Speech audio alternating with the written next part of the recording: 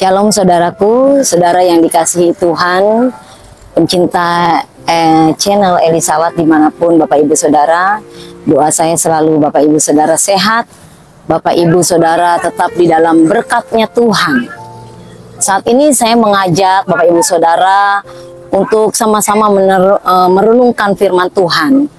Karena saya sebagai umat pilihannya yang turut merasakan bagaimana kita tinggal di dunia ini yang minoritas.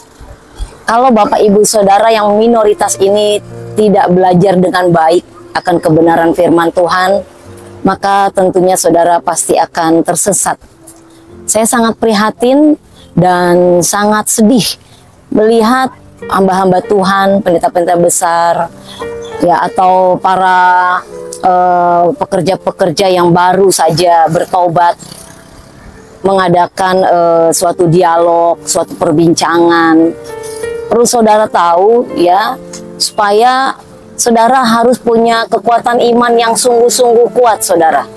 Kalau saudara sudah punya dasar yang kuat, mau apapun yang diperkatakan orang, mau apapun yang diperguncingkan orang, saudara tidak akan goyah. Tapi alangkah lebih baik saudara nggak usah tonton deh hal-hal yang tidak membuat saudara sejahtera dan tidak membuat saudara beruntung. Tapi tontonlah kesaksian-kesaksian firman Tuhan, ya. Bacalah firman, doa ditingkatkan, itu yang memberikan kekuatan kita.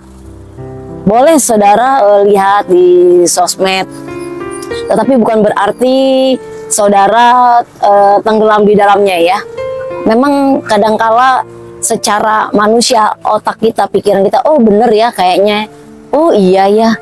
Tetapi saudara kembali lagi kepada firman. Pada mulanya adalah firman, dan firman itu bersama kita. Kalau firman itu bersama kita, saudara, pasti saudara akan bergaul erat dengan Tuhan. Saudara akan belajar lebih dalam lagi akan firman Tuhan, sehingga saudara tidak tersesat. Jangan sampai saudara disesatkan dan menyesatkan, ya. Siapakah pendusta itu, saudara? Bukankah dia yang menyangkal bahwa Yesus adalah Kristus dan dia itu adalah antikristus, yaitu dia yang menyangkal baik bapak maupun anak. Saudara bisa lihat di situ di dalam 1 Yohanes 2 ayat yang ke-22.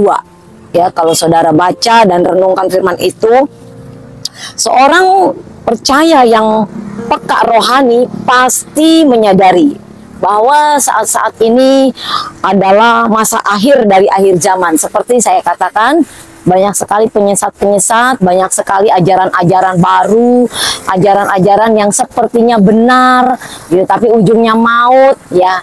Itulah dibutuhkan iman yang kuat, saudara, supaya kita nggak goyah ketika hal itu datang dan hal itu kita diperhadapkan, ya, sehingga kita tetap sesuai tujuan kita, yaitu masuk kerajaan surga. Jangan sampai kita dari kecil, ya, aktif pelayanan, ya, sampai sekian puluh tahun, ya, sampai tua, ujungnya akhirnya saudara, Tuhan katakan, aku tidak mengenal engkau.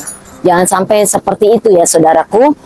Jadi keadaan, kejadian atau peristiwa yang sedang terjadi di dunia ini semakin menguatkan bahwa kedatangan Kristus yang kedua kalinya sudah teramat dekat.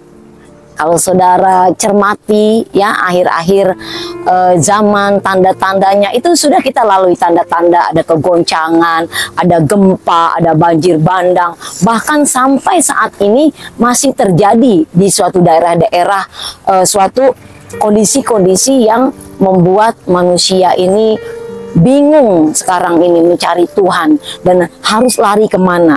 Nah, fungsinya kita sebagai anak-anak Tuhan memberikan jalan buat mereka supaya mereka datang kepada alamat yang tepat, saudara. Alkitab menyatakan bahwa sebelum hari itu tiba akan ada tanda-tanda menyertai. Tuh, benar kan? Pemberitaan Injil ke seluruh dunia kita sudah alami seperti ini. Lewat Android ini, saudara nggak usah jauh-jauh mengeluarkan modal yang besar pergi ke negeri Belanda. Tetapi saudara seperti saya ini, nggak usah jauh-jauh, di Indonesia, di Jakarta, ya, bisa memberitakan Injil melalui Android ini. Saudara, talentanya apa? Beritakan, ya. Jangan dengan ada Android ini untuk hal-hal yang tidak berkenan, untuk hal-hal yang tidak berarti. Gunakan untuk menyampaikan kebenaran firman Tuhan. Kalau engkau punya TikTok, ya, aplikasi TikTok, pergunakan TikTokmu itu untuk memberitakan kabar baik, kabar keselamatan, ya, bukan hanya untuk kesenangan, joget-joget nggak karuan, nggak jelas gitu ya, tetapi gunakan untuk menyampaikan kebenaran firman Tuhan. Nggak apa-apa saudara nggak bisa nyanyi, saudara suaranya fales, nggak apa-apa, beritakan saja sepatah dua patah kata lewat TikTok saudara, silakan. Yang penting nama Yesus ditinggikan, dimasyurkan, diberitakan, ya. Saudara, pemberitaan Injil ini bisa lewat sosmed seperti Android ini, ya. Lalu terjadinya kemurtatan. Kemurtatan, banyak orang murtad sekarang, saudara.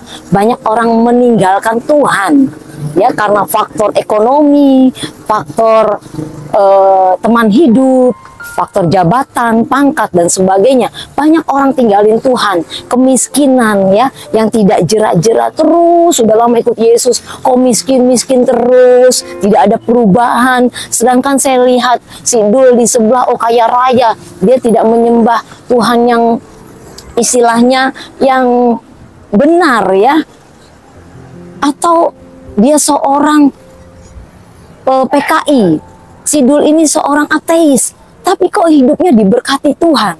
Sedangkan saya menyembah Tuhan yang besar, yang sanggup, tapi kok hidup miskin, begini-gini aja. Nah, mungkin saudara punya pikiran seperti itu, tapi itulah penggenapan, saudara. Memang banyak orang yang murtad, imannya udah mulai goyah, dia tidak percaya lagi akan kuasa firman Tuhan, ya. Mereka tinggalkan Tuhan. Lalu penyesatan memang terjadi saat-saat ini, banyak di medsos, ya, ajaran-ajaran yang baru, ajaran-ajaran yang membuat mungkin iman saudara goyah, ya, saudara bimbang, oh ternyata iya ya seperti ini, ya. Nah itu saudara, ya. Lalu kesukaran atau masa-masa sulit dan sebagainya. Kesukaran memang sudah terjadi, saudara. Mungkin saat-saat ini ada beberapa orang yang masih sanggup untuk menikmati berkatnya, untuk hal-hal yang menyenangkan keinginan daging. Tetapi ada juga orang yang nggak punya, tetapi dia ada kerinduan untuk memuliakan Tuhan. Ada kerinduan untuk membawa jiwa-jiwa kepada Tuhan. Tapi dia nggak ada dana, tetapi dia punya rasa cinta Tuhan untuk membawa jiwa-jiwa kepada Tuhan. Namun hal itu tidak terjadi karena apa, saudara? Banyak orang yang tidak mengerti untuk menabur kemana, gitu ya. Atau nanti kalau gue tabur untuk hal-hal yang tidak baik. Nah, saudaraku, pastikan saudara menabur di tempat yang benar-benar untuk berfungsi untuk pengembangan pelayanan, untuk memuliakan Tuhan. Nah, banyak sekali masa-masa sulit, beras naik, harga bawang, cabai, sembako, dan sebagainya. Saudara ingat, ya, firman Tuhan menasihati kita, berawas-awaslah, jangan kamu gelisah. Sebab apa, saudara? Semuanya itu harus terjadi. Nah, saudara, di dalam Matius 24 bagian 6, ya, ayat yang ke-6 bagian B, tanda lain yang semakin mempertegas tentang akhir zaman adalah munculnya antikristus, walaupun sesungguhnya hal antikristus ini bukanlah sesuatu yang baru. Kita sudah dengar, bahkan kita sudah membaca firman Tuhan bahwa akan ada antikristus. Kitab Wahyu dikatakan di sana tentang akhir zaman. Saudara bisa baca lebih banyak lagi, ya, saudaraku. Karena sudah ada sejak lama antikristus itu, bahkan semasa Rasul Yohanes sudah ada, ya. Kata antikristus ditulis 5 kali dalam Perjanjian Baru. Kalau saudara cermati, saudara baca, semuanya ada dalam tulisan Yohanes. Nah, apa pekerjaannya antikristus? Salah satunya dia berusaha merusak persekutuan hidup orang percaya dengan menyisipkan kebohongan dalam kebenaran. Yang saya katakan tadi sepertinya kayak benar, ya, pengajarannya betul, tapi ujungnya maut, saudara, ya. Itu contohnya, dia sisipkan, masukkan firman-firman Tuhan itu. Sepertinya kalau kita orang awam, kita yang nggak ngerti firman, oh benar ini yang tepat, ini betul ini, ya. Tetapi saudara, itu adalah pekerjaan iblis atau ajaran yang menyesatkan. Ya, banyak sekali yang saya sudah sebutkan tadi. Hal nyata yang ditunjukkan oleh antikristus adalah sikap penolakan dan penyangkalan terhadap Bapa dan juga anak.